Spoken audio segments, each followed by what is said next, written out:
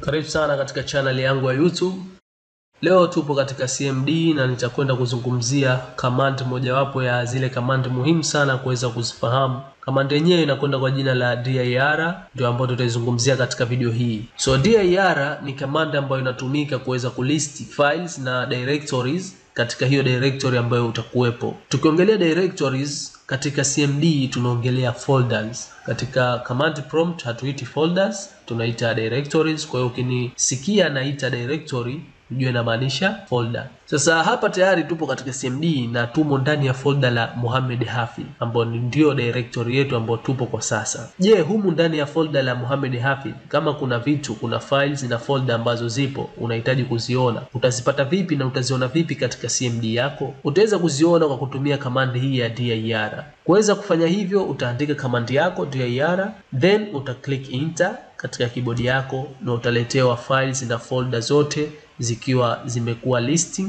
katika command prompt yako. Then utaweza kuona information za hizo files. Mfano utaweza kuona tarehe ya hizo files na folder zilipotengenezwa. Pia utaweza kuona size ya hizo files. Kwa mfano hapa kuna files moja tu katika hii directory ya Mohamed Hafidh na kuna directories 22 ama folders 22.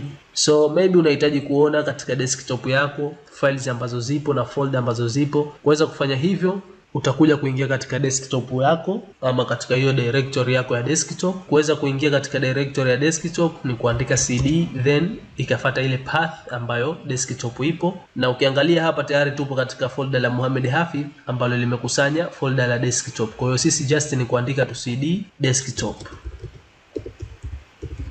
na kuclick enter. Lakini kama ingekuwa folder la desktop haliko humu ndani ya folder la Mohamed Hafidh, ingetubidi sisi tuweze kuandika path nzima ya kutupeleka katika folder la desktop. Kwa nikiclick enter hapa tayari nimeingia katika desktop. Kama unavyoona mstari huu upo tofauti na huu wa juu. Huu tulifikia ndani ya folder la Mohamed Hafidh tu, lakini mstari huu tumeingia ndani ya folder la Mohamed Hafidh then tukaingia ndani ya desktop. Maana yake sasa hivi tupo katika desktop. Wacha tu clear screen tuweze kuona vizuri CLS. So nahitaji kuona katika desktop yangu kuna files ngapi, kuna files zipi, kuna folder ngapi nahitaji kuona na ni zipi. Kwa hiyo nitaandika tu command hii ya dir, then nita click enter. Zitakuwa listing hapa, zita display kama hivi. Kuna folder 8 ama hizo directories na kuna files 4. Na hata ukiingia katika desktop yako kupitia GUI huku, basi utaweza kuona information hizo ambazo umeletewa katika CMD yako hapa. Kwa mfano wacha niingie katika desktop, then command line yetu wacha tuiweke pembeni huku CMD yetu. So ukiangalia hapa hizi folder na files ambazo zimekuwa mentioned hapa katika CMD ni hizi ambazo zipo huku katika GUI unazoziona. Na katika CMD kama nilivyokuambia utaona muda wa hiyo file kuwa created na utaweza kuona kama hiyo ni folder ama ni files kwa kuandikwa dir, ikimaanisha hiyo ni folder.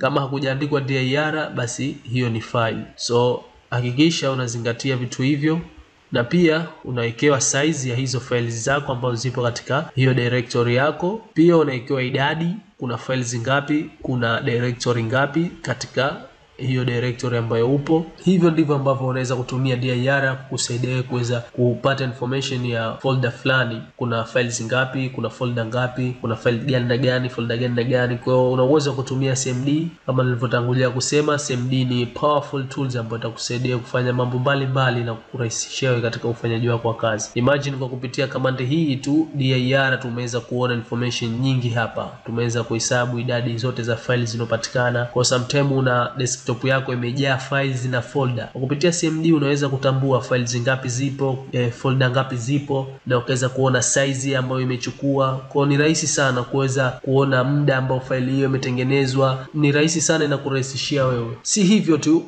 pia hii command ya dir ina parameter zake ama attribute zake ambazo zinatumika kuweza kudisplay files tupu katika hiyo directory ama folder tupu katika hiyo directory. Kwa mfano kuweza kudisplay folder tupu katika directory fulani, just andika tu dir, ambapo sisi tupo katika directory ya desktop, tuko katika folder la desktop. Tunahitaji tuone folder tu ambazo zinapatikana katika hii directory ya desktop. Kwa hiyo dir /a then itafuata attribute ambayo ni d Kwa ikimaanisha directory, ukiklik enter naletewa directory pekee ambazo zinapatikana katika hii folder ya desktop. Ukiangalia kuna folder ya all, kuna Camtasia, kuna from phone, kuna help command, CMD tutorial ambazo ni hizi. Kuna all, kuna Camtasia, kuna from phone, kuna help command, CMD tutorial, zote ni folder hizi. Kwa hiyo kwa kupitia command hii dir/ad tumeweza kumention na kulist folder zote ambazo zinapatikana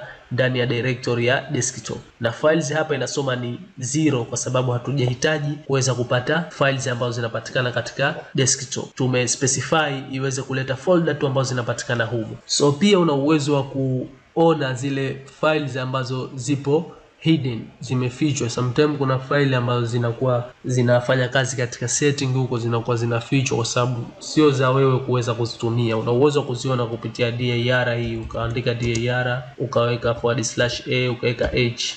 Kwa hiyo itaenda kufichua folder na file zote ambazo zinapatikana ambazo zipo hidden katika hiyo directory. Kama unavyoona kuna file hii moja ambayo imekuwa hidden katika hii directory ya desktop. Ukiangalia huku huioni hii file kwa sababu ipo hidden, na ili kuiona kwa huko kupitia katika GUI mpaka kuna setting uweze ukaziseti huku ndo ili ionekane, lakini haionekani, ambayo hii inatumika tu katika issue nzima za operating system. Katika setting huko wewe hii hutakiwi kuiona, so una uwezo wa kuiona kwa kupitia command prompt kwa kuandika hiyo command yako ya dir/ah, zikaweza kuonekana zote zile files ambazo zipo hidden au folder ambazo zinapatikana katika directory hiyo. So sio hivyo tu, pia hii dir ina uwezo wa kukuonyesha wewe size ya files na folder zako.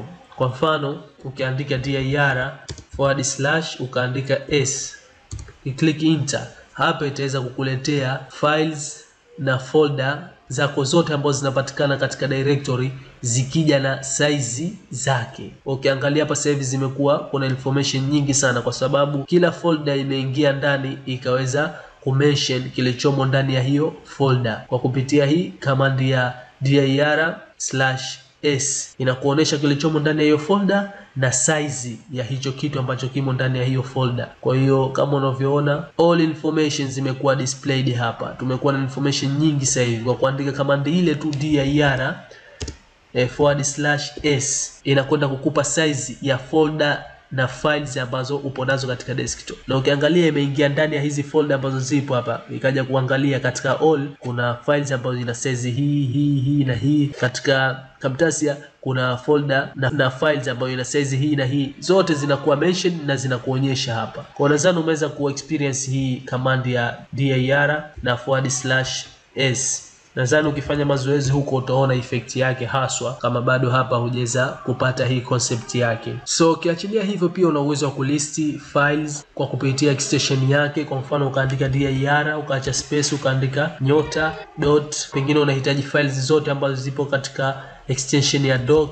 Ukiklik enter inakuletea kuna file moja tu ambayo ipo katika form ya doc ambayo ni hii ya chat, na ikakuletea hapa chat.docs. So una uwezo wa ku retrieve information kutokana na extension tu ya hiyo file. Mfano unahitaji kupata file zote ambazo zipo in form of png, ambapo hapa tuko na picha hapa. Picha hizi mbili zipo in form of png. Kwa nikiklik enter huku tayari kuna file mbili ambazo zina extension hiyo, ambapo ni hii naja.png na hii naja-global.png, ambapo ni hii naja-global.png na hii naja.png. So hivyo ndivyo ambavyo unaweza kutumia dir kuweza kulist files na folder katika directory fulani. Na kuna kazi nyingi sana ambayo inafanya hii dir, lakini hizo ndizo basic ambazo unahitajika kuweza kuzifahamu, na nyingine utaweza kuzifahamu kila utakapokuwa unazitumia hizi command katika hii command prompt ukiwa unafanya zako kazi. So natumai umeweza kupata kitu.